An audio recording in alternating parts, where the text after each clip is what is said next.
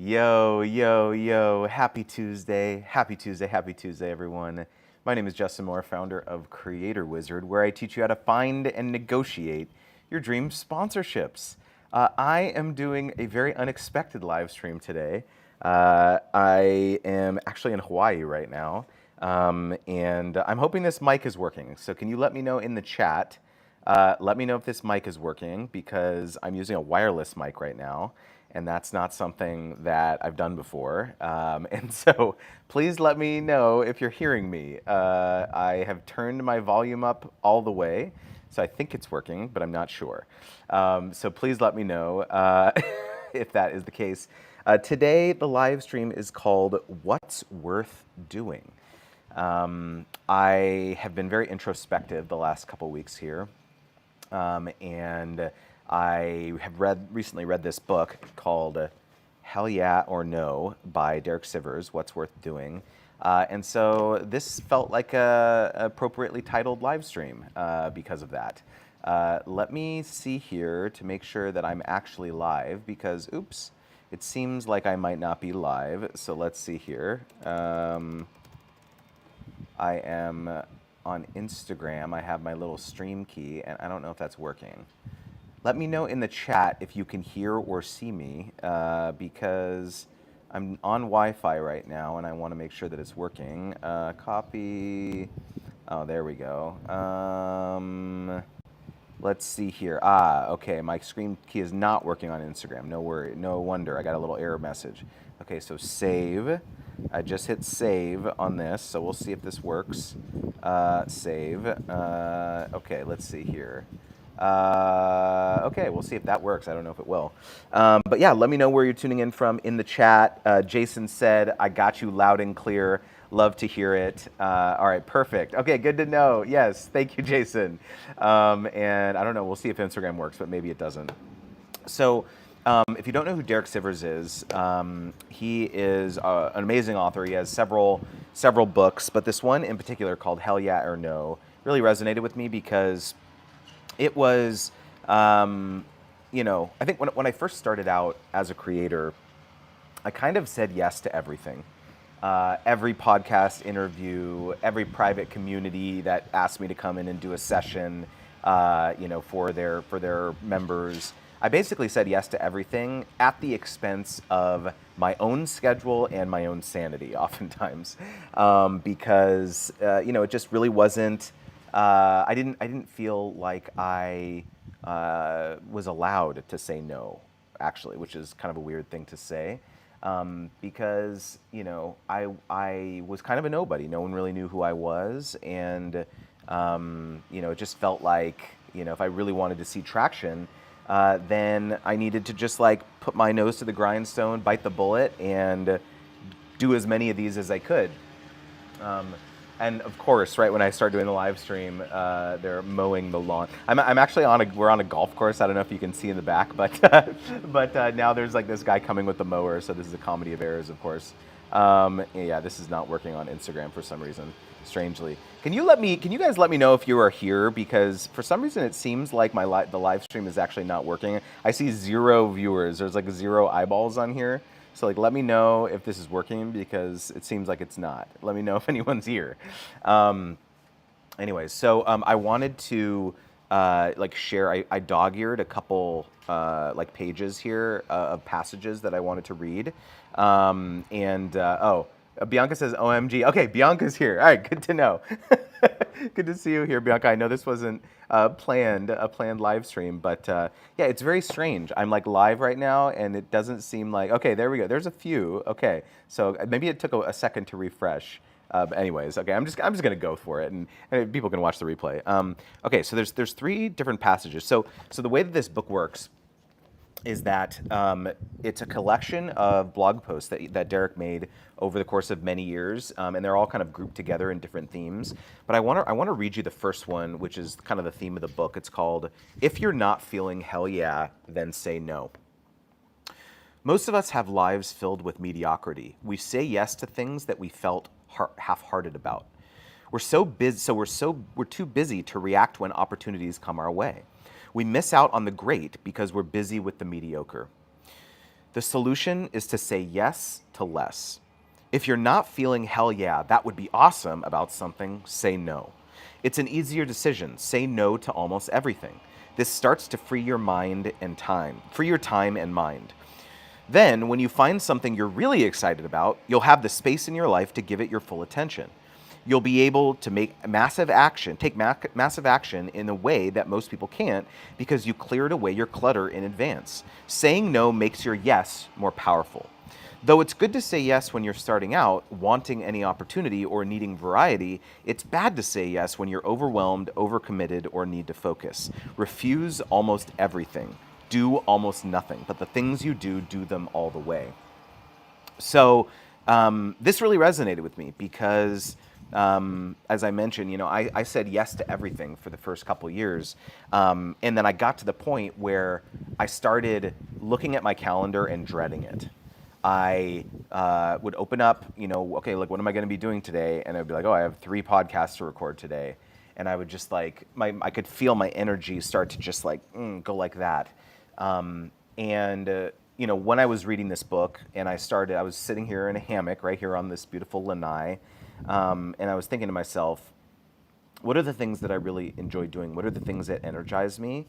And one of the first things that popped in my head is this.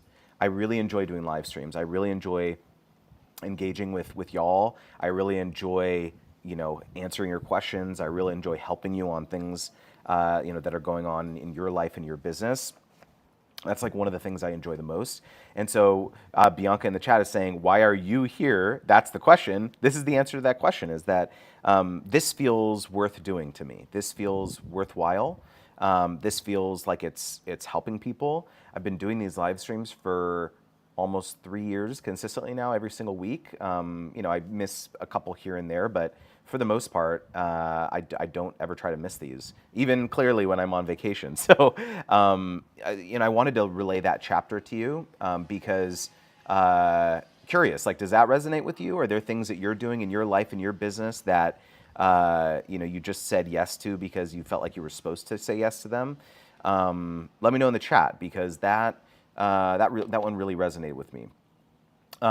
All right, there's another one that I want to read to you. I don't think the live stream is working today because I only see 3 eyeballs on here, and maybe the counter is not working. If you're watching, or if you're actually watching this, can you let me know? Do a chat or drop a chat in the comments so I know you're actually here, because it doesn't seem like there's anyone here. I see Bianca. Oh, Jenny Lou. Jenny Lou says, I'm grateful that you're here. Thank you. And we got Jason. We got Doc Jones. All right, I see a few comments starting to trickle in. That's good to know. I'm just not talking to a wall right now. All right, so that's number 1. Okay, this one really resonated with me. This one is called Tilting My Mirror. It's not too long. Motivation is delicate. When you notice your motivation fading, you have to seek out the subtle cause. A simple tweak can make all the difference between achieving something or not. An hour outside my city, there's a little mountain range. The other side is gorgeous. But the road that crosses the mountains is very twisted, with sharp turns every few seconds. The first 2 times I drove across, my kid threw up in the back seat. It's also stressful because I'm surrounded by mountain scenery, but I can't take my eyes off the winding road. Though I drive at a normal speed, the other cars follow impatiently on my tail because many of them drive this road every day. Crossing the mountains takes only half an hour, but I always arrive exhausted. The stress was affecting my motivation enough that I wanted to stop visiting. So one day I tried a new approach. I drove really slowly. Now the turns didn't make my kid sick. Now I could afford to take a few seconds to glance sideways and appreciate the scenery. Now I wasn't stressful, except for one thing, the impatient queue of cars behind me. I care perhaps too much about other people, so just seeing them in my mirror made me go back to driving faster than I wanted, which brought back all the original problems. So I made one simple tweak. I tilted my rear view mirror up towards the ceiling so I couldn't see anything behind me. That little tweak changed everything. Now it feels like I'm almost alone on this gorgeous mountain drive, going at my own pace, not influenced or stressed by anyone else. There's a passing lane every few minutes, so when it comes, the other cars whiz past me. But for 30 minutes, they're not my problem. When I get to the other side of the mountain, I put my mirror back. Now I visit all the time, no stress at all. You know I'm going for the metaphor here. social media comments, distracting environments, discouraging family members, your email inbox. Even the toughest of us have delicate motivation. When you notice that something is affecting your drive, find a way to adjust your environment, even if that's a little inconvenient for others. What does this do for you guys? So what do you think of this passage? Again, this is a passage, if you're just tuning in here, from a book called Hell Yeah or No, What's Worth Doing by Derek Sivers. And this section was called Tilting My Mirror, Motivation is Delicate. What did that, so when I want you to drop in the chat like what that unlocked for you. But for me, what that unlocked is I definitely am similar to Derek in this regard, where I'm hyper conscious of others' comfort. I always think about, I want to make sure that they're comfortable. I want to be a hospitable host. I want to ensure that I can do the most that I can do to provide value for other people. And I oftentimes put my own comfort, my own sanity, like on hold because of that. And I'm going to pause as the golf course tractor drives by.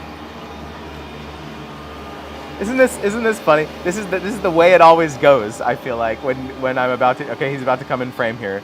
Here we go. Oh, he just cut across. I swear, there he is. There he is. Yeah, that's really funny. We've got Lighter tuning in on YouTube. We've got D tuning in. What's up, D? Yeah, Jason said it says 3 people on YouTube. I almost missed this because you didn't schedule it. Ah, I see. Okay, that's probably why. I scheduled it like 15 minutes ago. I probably should have done it in advance. Hedel says, I'm afraid of saying no right now because I'm so early on in my business and I want to know what things would stick for me for the long run. I'm definitely hyper conscious when it comes to others' comfort at the moment, especially when it comes to pricing. Yeah. So I'm really glad that you brought this up. And so I do think that there is this dynamic where like it's somehow easier to say no once you've achieved some level of success, right? It's like once you have a business that is kind of on autopilot, or you're making a certain amount a month consistently every month, it's like, okay, now I can take my foot off the gas pedal and say no to to certain things. And so I do think that I acknowledge that. I totally acknowledge that. And I perhaps the reason that I'm allowing my brain to float in to some of these types of topics of like what's worth doing and what should I spend my time on is that, yeah, I do. I'll be totally honest. I do have more of a stable business now. In the beginning, I didn't. In the beginning, I didn't know, will people join my course or will people hire me for coaching? Or here comes the gigantic lawnmower again. I think, okay, Listed Fit in the chat said, this is nothing compared to the Wi-Fi scramble a few weeks ago. 100%. Yeah, Jason said, yeah, that one goes down in history. That's totally right. Oh my God, that's so funny. You know, this is an 18-hole golf course. And so the moment I turned on the live stream, of course, that's when the lawnmower decides to mow just this hole. Like, isn't that the way it's always going to be? It's so funny. We've got I Am Focused Nothing turning in, Canadian Businesswoman podcast. We've got Hedel Bauman. Okay, yeah, saying we can still hear you. All right, good to know. So, the thing that the takeaway that I was hoping. Doc Jones says it's not coming through that loudly. How about now? Is it better? I moved it a little bit closely. I tried to turn the volume all the way up on this mic, but this is what I got for now. I don't have my normal like crispy setup, obviously, but I'm trying my best. Not coming through that loudly. Yeah, Stephanie says happens to me every time. Yeah, this is what. We've got a bunch of roosters here too, by the way. You guys want to say hi to the roosters? All right, let me just, you see them there. There we go. You want to say hi to the roosters? Yeah, there we go. We have a bunch of roosters. If you've never been to Hawaii, this is a very oh, and there's these adorable baby chicks. Where are the baby chicks? There's these adorable baby little chickens, baby roosters that my wife and kids have been feeding every morning with little pieces of bread. I don't know where they are. I thought I heard them chirping. Doc says, you're good. The mower isn't that loud. Oh, the mower isn't coming through that loudly. Good to know. Jenny says, I can so relate. Saying no feels like missing out on opportunities or letting others down. Yeah. So one thing that I started doing not that long ago, maybe about a year ago, is I started noticing what my energy was like when I started getting invited or asked to do certain things. When people would invite me on a podcast or something, I would just I would try to be like super conscious of like, where's my mind? What is my energy like when I read this thing? And instantly I was able to tell whether or not I was excited to do it. If I was just like, oh my God, I got to get this on the calendar, then I would do it. But if I was just like, oh yeah, I don't know. I felt myself not enthused. I felt myself being like, oh yeah, that might be kind of cool, but not like to the point of this book, hell yeah or no. If it wasn't hell yeah, I came up with this like real quick little blurb that I would say to people that I think people really, really respected and understand it. I basically said, thank you so much. This sounds like such an awesome opportunity. I don't have the bandwidth for this right now because I'm juggling a bunch of internal projects, but I wish you the best of luck. I never said like, oh, let's read, because in the beginning, I'll be honest, in the beginning I was like, maybe we can revisit this in a couple months, 3-6 months down the line. So I like kicked the can down the road because I didn't want to outright say no. And so I'll be totally honest, that was what I did in the beginning. But then, eventually, I started being like, no, I'm not going to hedge. I'm not going to say that if I really don't want to do it ever, I shouldn't say like, oh, circle back with me in 3 months or something. I just do a hard no. But I thank them very much. So I would say, thank you so much for this. I really appreciate the offer. I'm juggling a bunch of internal projects right now, and I don't have the bandwidth, so I can't commit. Really appreciate it and wish you the best of luck. That's it. And people really appreciate it. In fact, I've had a bunch of people actually thank me for my candor and say, hey, I totally respect that. Really love what you're doing. Keep up the good work, this type of thing. No one has been like, how dare you? Who do you think you are for saying no to this? No one has said that. And so I think that there is the other. So by the way, I don't think this doesn't just necessarily apply to podcast requests or interviews or people asking you of things. I think it also applies to your own calendar, your own schedule. When you are looking at your day or looking at your week and you see a phone call on the calendar, or you see a writing block, or you see whatever it is as part of your daily calendar, notice how your energy feels when you look at those things. For me, prior to maybe 6 months ago, my calendar was a mess. Anytime someone would ask me for a call, I would just put it on the calendar whenever was convenient for them. And so as a result, I started having calls on every day, right? I would have 1 call on a Monday and 3 calls on a Tuesday and 2 calls on a Wednesday. And it was just a smattering across my calendar.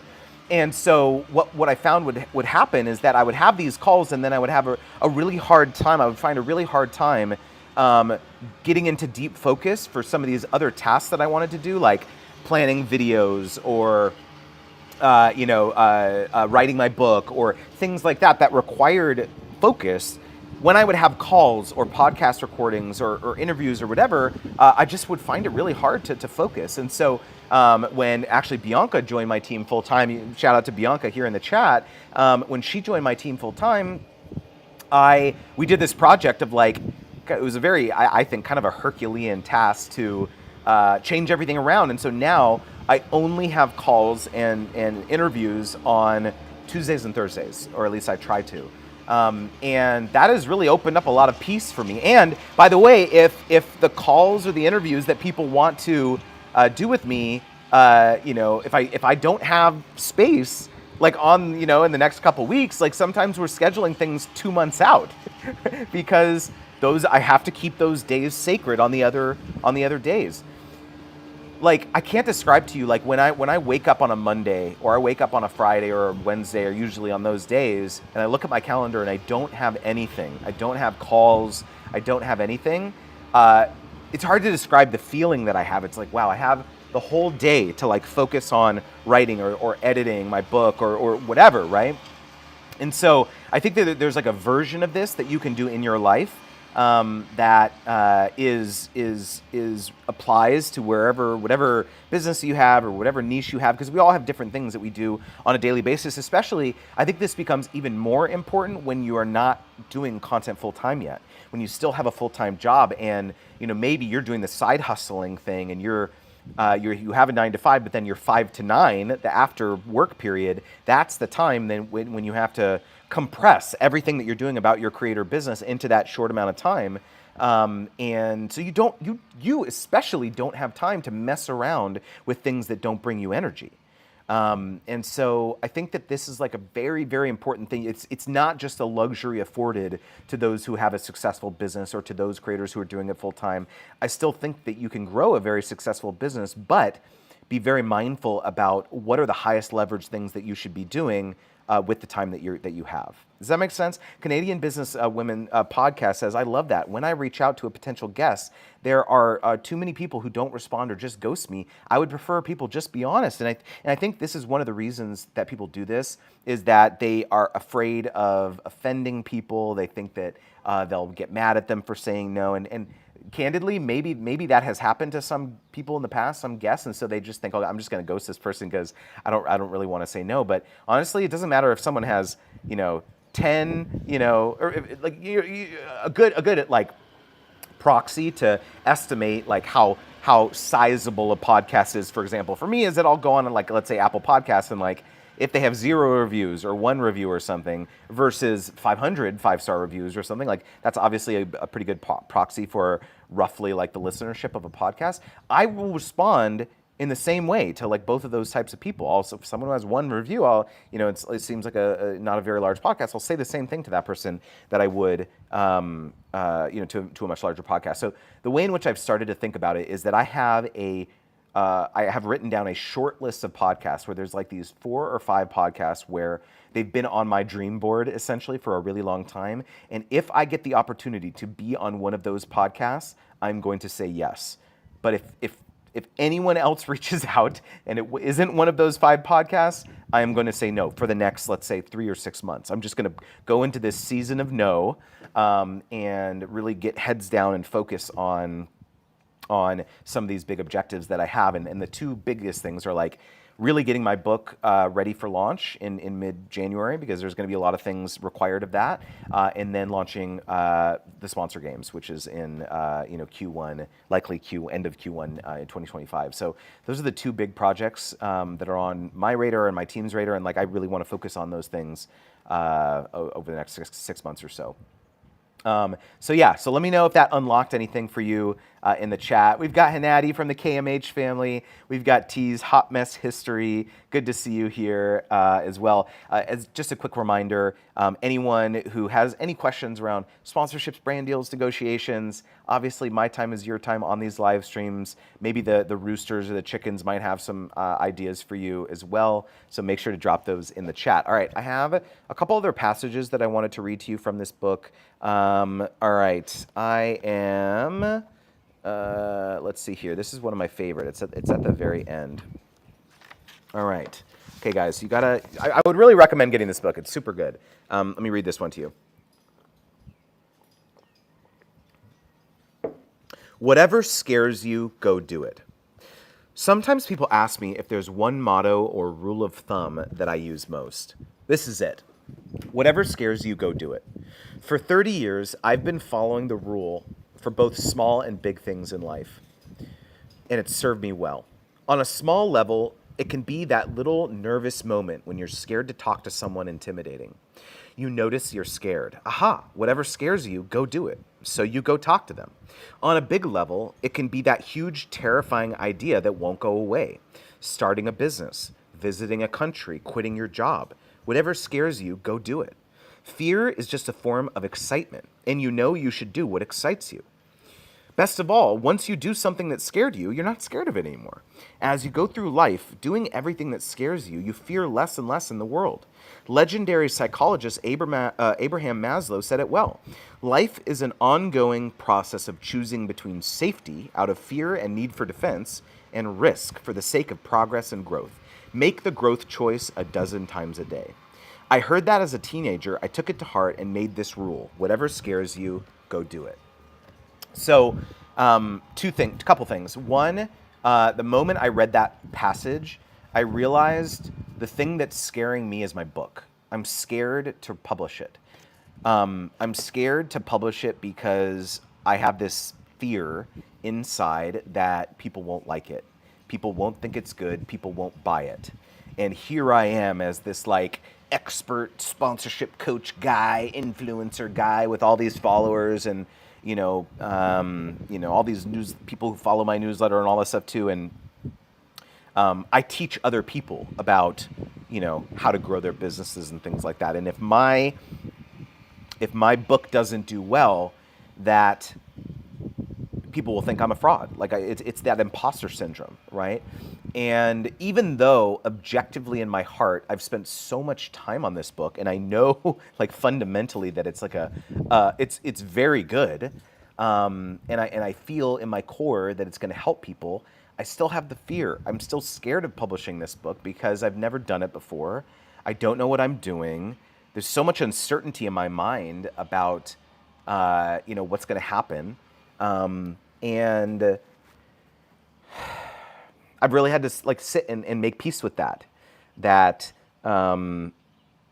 it's possible. It's possible that people won't like it. It's possible that it won't do well. It's possible that it won't sell a bunch of copies. Here's really the crux of it: is that I posted a tweet about this, about the fact that I was scared of publishing this book. And a bunch of people were like, yeah, it's going to be great. Don't worry about it. Kind of hyping me up. And the thing that I wanted to say was yes, I know that the people that follow me and who are part of my current tribe are going to like it. I know that because they're already somewhat believers of what I teach. But I don't want this book to just be helpful for the people that know me and follow me now. I want this book to take on a life of its own.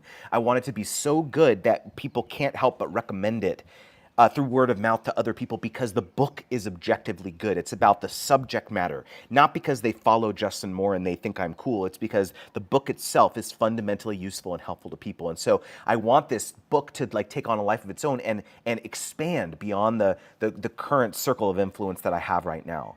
And so I have these really big aspirations for the book, and the only way in which that can happen, because let's play this out. I've got 35,000 people on my newsletter. I've got tens of thousands of people on YouTube, on Twitter, et cetera, LinkedIn. And so if I gave away a bunch of free advance copies, a couple hundred of those, and maybe I sold, let's say, 5% of people who are on my newsletter purchased the book, that's still only several thousands of copies of this book. But the aspirations that I want this to impact, I have this goal to help creators big and small to help, to land 1 million sponsorships by 2032. This is my big objective. And so if that's to happen, I have to reach tens of thousands of creators, 100,000 creators or so, if let's say that they're each getting 10 sponsorships, something like this, right? And so I have this big, audacious goal in my mind that I want to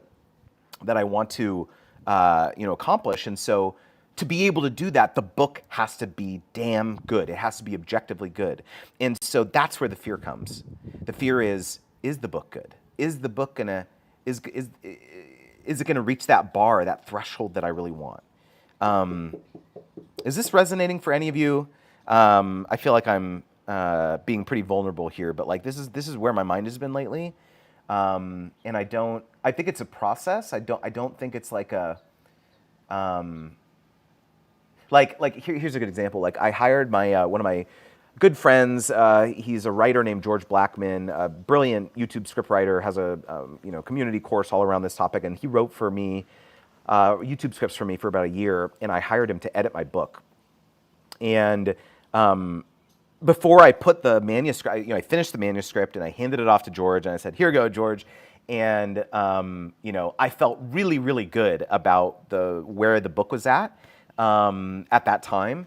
And then as he started putting comments on as he was editing, which of course he's gonna do, that's part of the editing process, I just started getting this sinking feeling in my stomach of here is someone who I really respect, who is a really smart person, who is kind of my target audience, who's kind of a savvy creator, someone who is who's running a business around this space, who's doing sponsorships, and just that imposter syndrome started ping every time a comment would be left on the document. And I wasn't even really looking at the comments because I was I'm just gonna let all these comments come in and then I'll address them all as a whole. But every time I started seeing those comments come in, I was oh my God, is it going to be good? Is it, does he hate it? Is it not useful?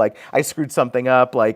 Oh man, It's just, I think maybe this is just like a normal thing as a creative, as an author, as a creator, whatever type of craft you do.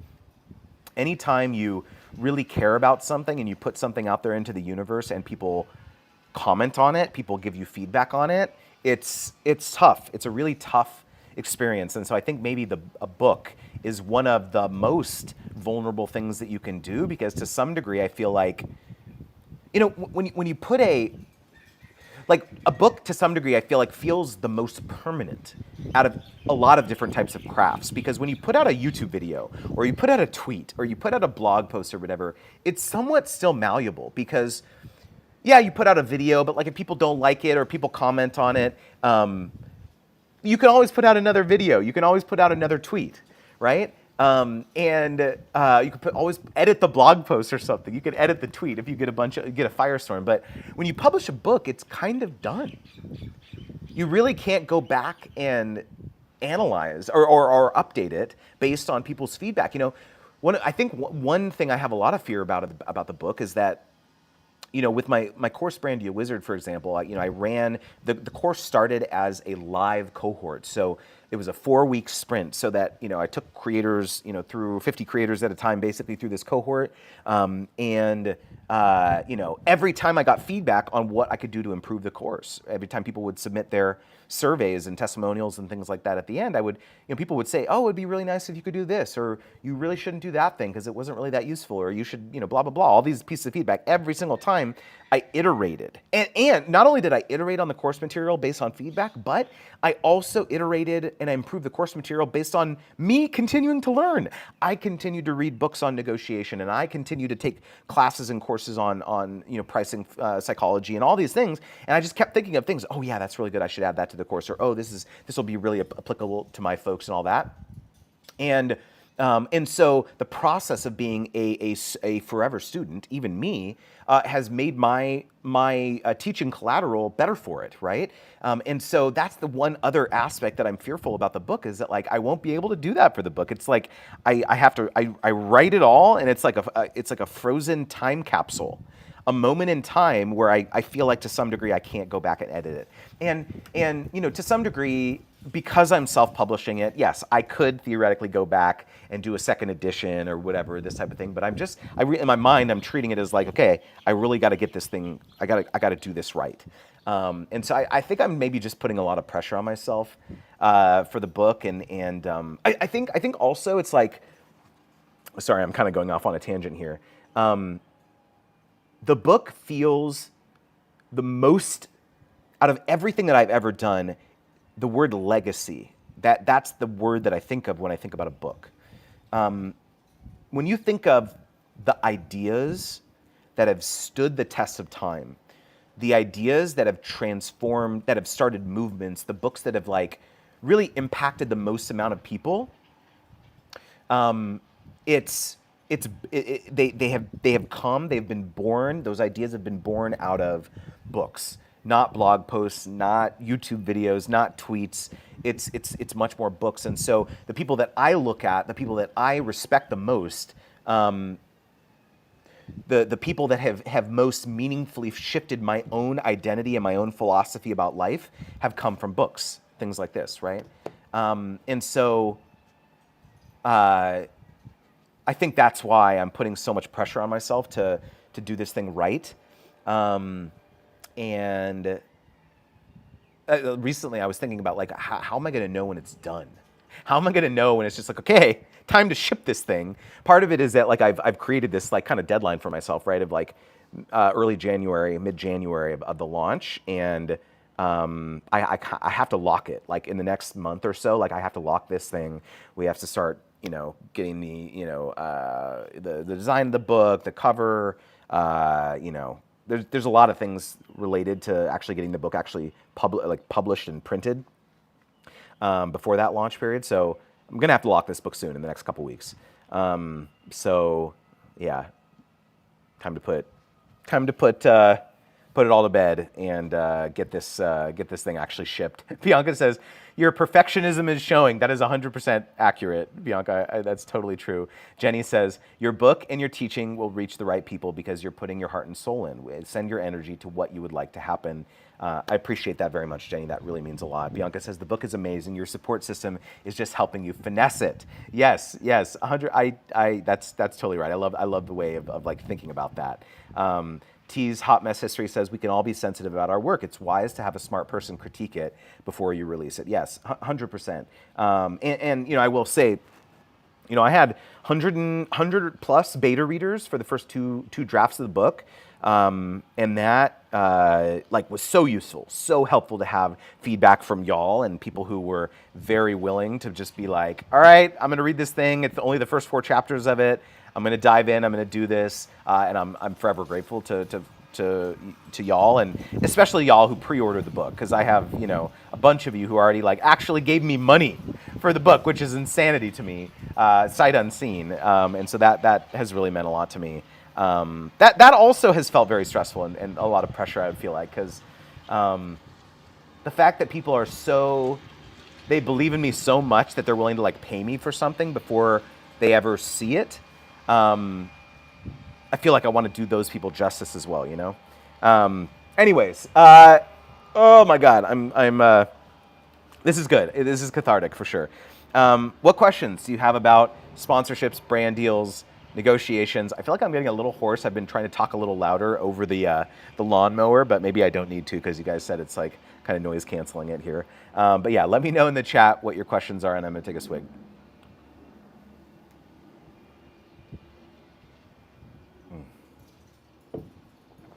Yeah,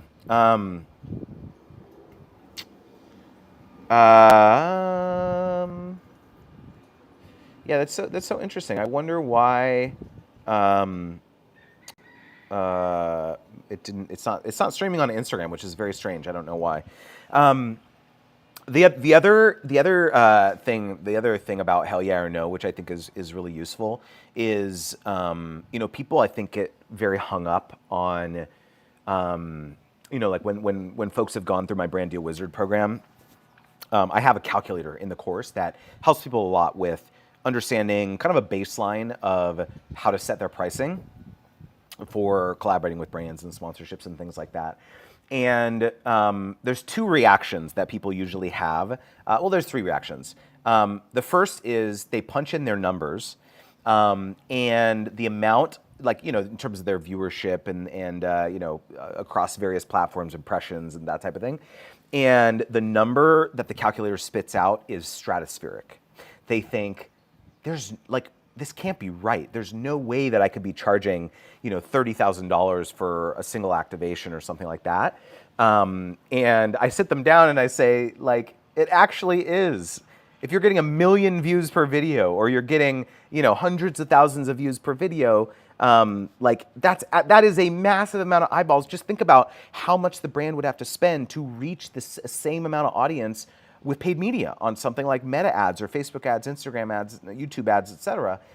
They're paying a lot of money for that type of thing, and that doesn't even mention the actual creative asset that they have to generate to actually run the ad, right? So they have to spend money to create the asset and money to actually reach people, and you can do both of those things together. You have an organic distribution channel on top of being a production company in a box. So this is one thing I talk about a lot, and so this is a very, very surprising revelation for a lot of creators. So that's one reaction. The other reaction that people have is on the other end, is that they punch in the numbers, and maybe they're at earlier on in their journey, and the number that the calculator, let's say, spits out isn't very much money. Maybe it's on the order of a couple $100s, and this can feel demoralizing to some creators, because they say, it's not even going to be worth it. I don't want to do it for $200 or $300 or something. And what I always say is look.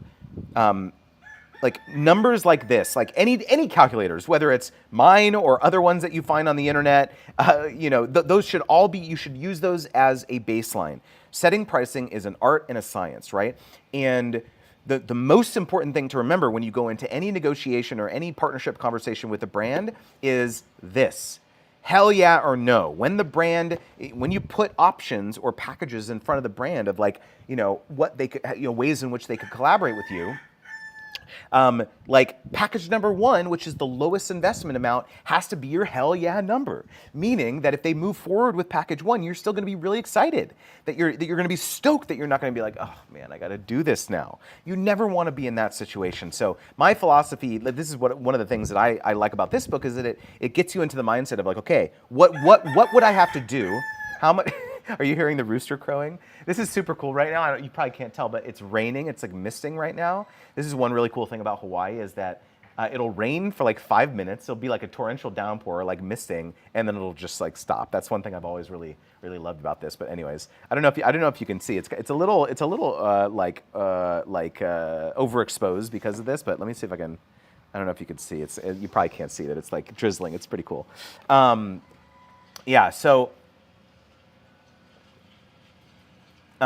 yeah, this philosophy, hell yeah or no, really would recommend picking this book up. It's filled, there's so many, it's just like almost every passage in here is 1 to 2 pages, so it's really like easy to digest and breeze through this book. I've read a bunch of his other books, like super worth it. There's one that's called Anything You Want, which is really good. He has... Oh, by the way, I didn't even mention it. So Derek Sivers, I don't know if you have heard of him, but he started a company called CD Baby way back in the day. This was like helping independent musicians publish their music, and so he has become an incredible writer. Like after selling that company a long time ago. So yeah, big fan of Derek.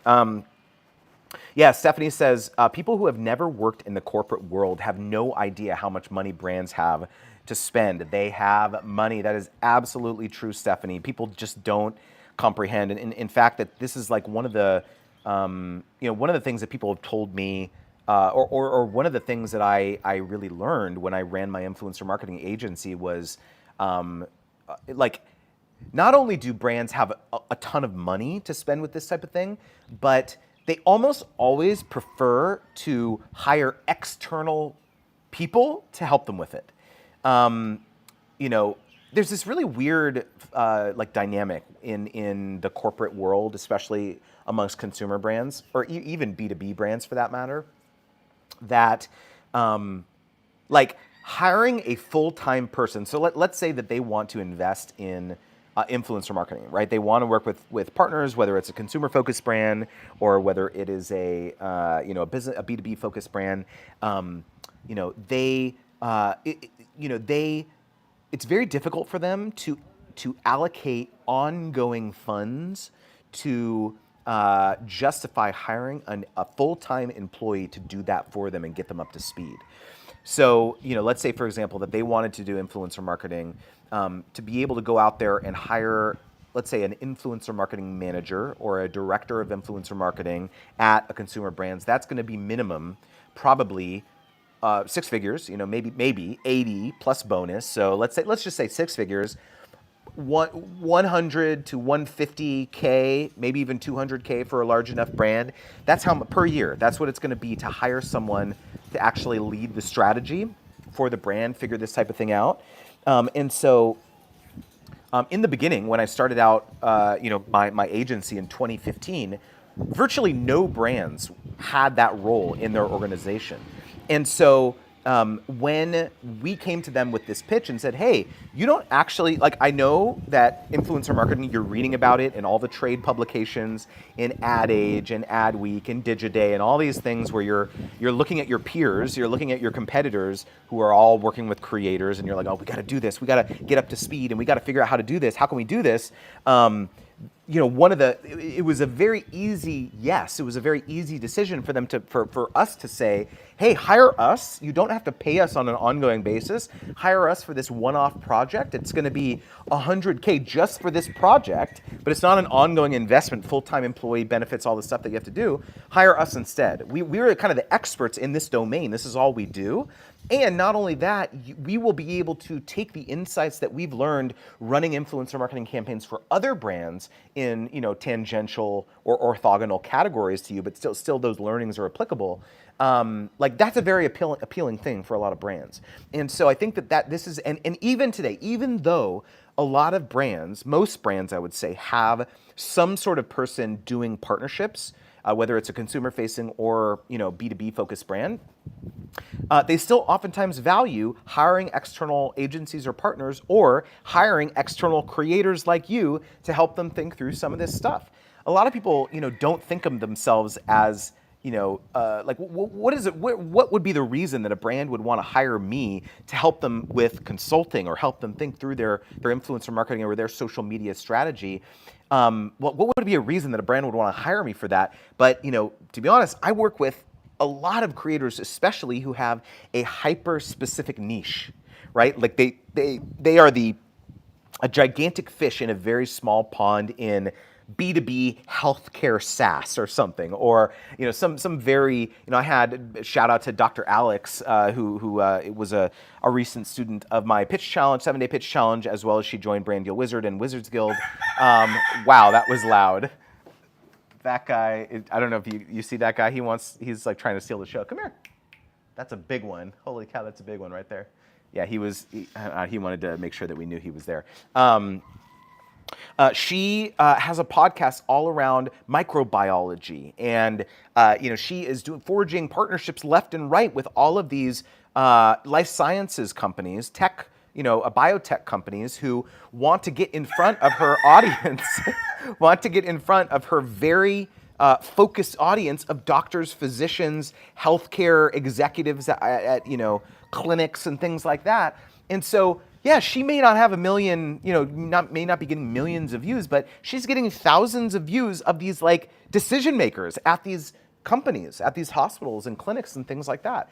And I mean, she is pulling down ridiculously lucrative partnerships. And so, and on top of the partnerships that she's doing, she's helping the brands think through, okay, like how can we scalably reach other decision makers? And the other thing to realize is that there's not that many people like Dr. Alex. There's not that many. It's like 9:47 here in Hawaii, and I don't know, I don't know where they're still crowing. Like everyone's awake. Everyone's awake. Man, you said delicious chicken wings. Come on, no, come on. That's not right. That's not right. That's funny though. I just had a bug land on my eyebrow. That was bizarre.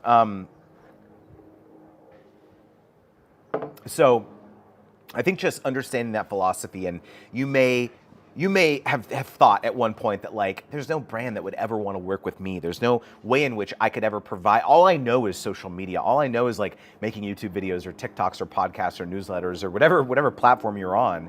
That's all I know. I don't really think I know that much, but honestly, you probably know a lot more than the partnerships people who work inside of organizations, because they don't have their finger on the pulse of what is going on these platforms like you do. They don't understand the trends that are happening right now. It's funny. I shared this example in a recent video or recent live stream about how, if you're on short form video, TikTok, Instagram, whatever, that there's these like cultural moments that happen. A snap. There's like a moment in time. Sometimes it's very quick. 72 hours, 48 hours, something like that, where everyone is jumping on this trend, whether it's a trending sound or some sort of meme or cultural moment, something happened in the world that everyone's commenting on.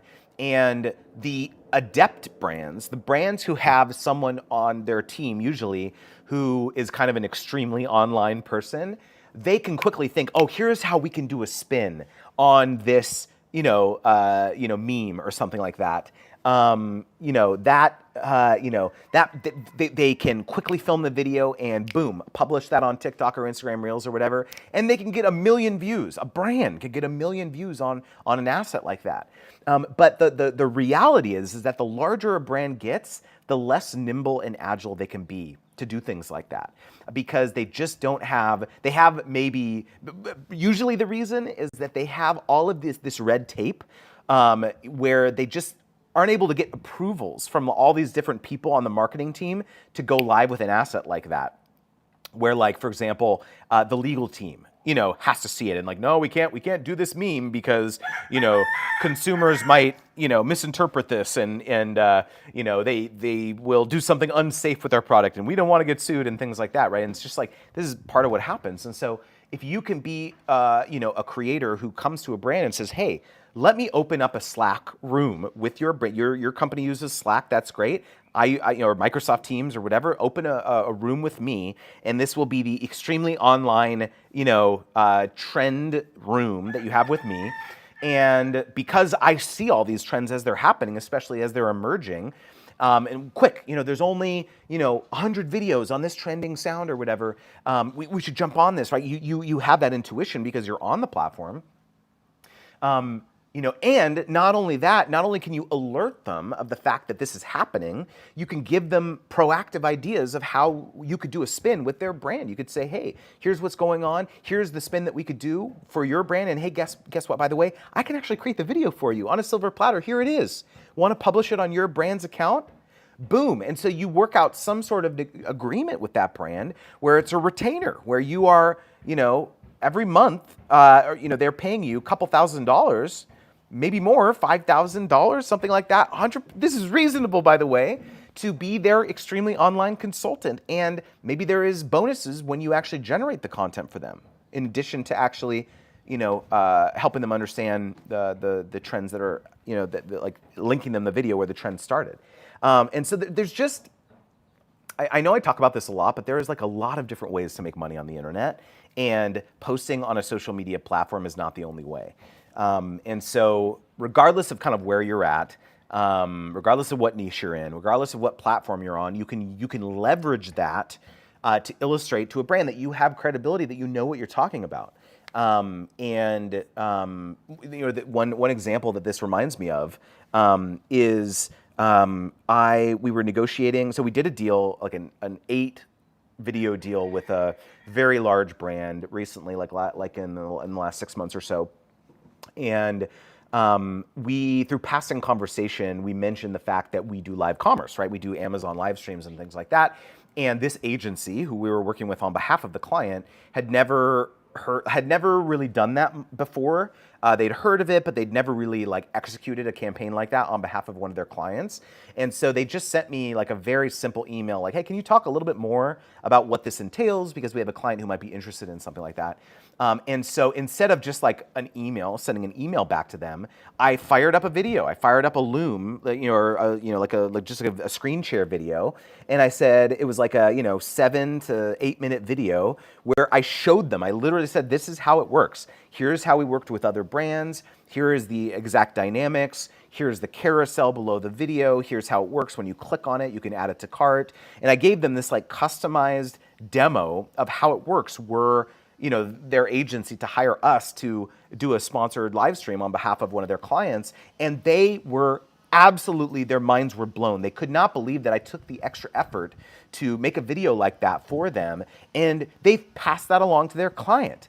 The quick short story, or the summary of that story, was that we ultimately didn't get the deal. But that's not the point. The point was that we illustrated to them that regardless of what opportunities they bring to us, they can look at us as partners. And we're not looking at everything as like transactional, where it's like, hey, yeah, even if this deal didn't, work out for that particular client, we know that if anything ever comes down the pipeline for that agency, for any of their clients that they represent, they're going to think, April and Justin are such great partners. Not only have we done other deals with them, but anytime we've asked them a question and like asked for their expertise about something, there's one thing I really want to touch on here, which is that that actually showed a lot of humility. That for the agency to actually ask that of us, because they don't want to look like idiots. They don't want to look like idiots and that they don't know what they're doing to their client. And so anytime that we can make them look good to their client, that's amazing, right? Like that is a huge thing. And so that's always our goal, is like, we don't want to like take all the credit. Sure, we will make you look like the hero agency, because you know what that means? That means that you continue sending deal flow our way. And that has always been our philosophy when it comes to collaborating with brands and agencies agencies and things like that. And that is how we've continued to get this type of recurring business over and over and over. And so I think this, if there's one takeaway that you learn from any of the stuff that I post on social media or the live streams that I do or the videos, it's this philosophy. It's this philosophy of like, even if I educate the brand and I get on a call with them or I send them a video, even if that deal doesn't work out, it doesn't matter. It's all good. Like I believe in karma. It all comes back around. That person, I can't tell you how many times this has happened where we've done things like this. We've established these amazing relationships with an agency or with a brand or whatever, and then they quit. And we're like, oh man, that sucks. And then 2 months later, they email us again from another company, another brand, another agency. Hey, just wanted to reach back out. I'm now the influencer marketing manager for this brand over here. Loved working with you for that other brand. Hey, let's talk now, right? And so it's just like those people want to bring their little black books with them to their next role because they have that proven experience. Because remember, when those people go to new companies, they have to prove themselves now. It's a whole new set of colleagues, it's a whole new set of superiors, a whole new set of bosses and all that stuff. And so they do not want to risk like social capital internally hiring unknown quantities. If their responsibility is to like stand up an influencer marketing program at that organization, they want to work with known quantities. And so they remembered the great experience that they had working with April and I, and so they want to bring us along for the ride. I cannot tell you how many times that has happened over the last 15 years of us doing this on social media. So just remember, this happens all the time. People move jobs around all the time. And so if you have this philosophy of like, I'm just going to do good work. I'm going to go do good work for good people. I'm going to help them. I'm not going to think about this in this very transactional nature because that's not the point. The point is continuing to reinforce in their minds how amazing it is to work with us. All right? Are you feeling like you can run through a wall right now? Are we feeling good? I wish I could show you this view right now. It is so beautiful. Like the rain has stopped and the clouds are kind of parting. It's just it's so beautiful here. Renegade's Garage, hello from Florida. Good to see you here. I am Focused Nothing said, I can't wait for Sponsor Magnet to come out. I'm in the process of watching all your videos and taking notes. I appreciate that very much. That really means a lot to me.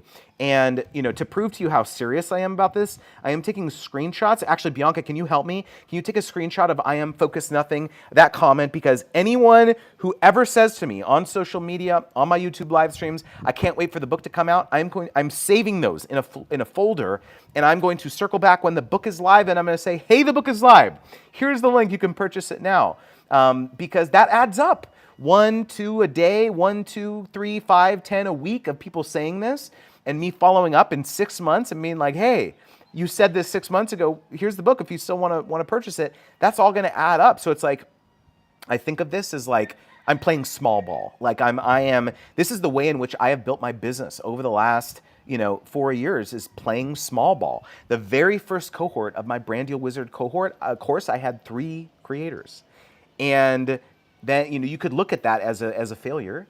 But I was like, you know what, that's 3 creators. I am going to get the best possible outcome that I possibly can from these 3 people, and then get some great testimonials, use those to get folks interested in the next cohort. And that's what happened. The next cohort had 5 people. The cohort after that had 7. Then I had 16. Then I had 42. Then I had 58. Right, so it just kept growing and growing and growing. And so playing small ball, I think it's like it is. I think people underestimate the power of that. As long as you can have a long enough time horizon so that it'll pay off. I hope you guys enjoyed this live stream. This was pretty impromptu, but as I mentioned at the beginning, I love doing this. This is one of the things I enjoy doing the most is interacting with you guys live and reading your comments and answering your questions. I know I'm on vacation and my team always gets mad at me. Not gets mad at me, it's just playful about I just work too much. But it's because I love it. I love, this is like what I believe, I truly fundamentally believe this is what I was meant to do.